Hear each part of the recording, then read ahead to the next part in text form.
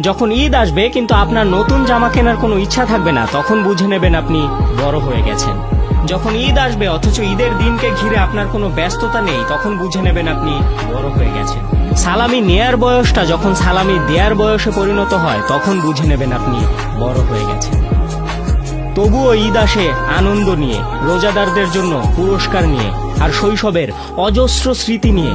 আহারে শৈশব, তখন চিৎকার করে বলতে ইচ্ছা করে, ফিরিয়ে দাও আমার শৈশব, আমার ছোট্টবেলার ঈদ। ওমন রমজানে রই রোজার শেষে এলো খুশির ঈদ, তুই আপনাকে আজ বিনিয়ে দে।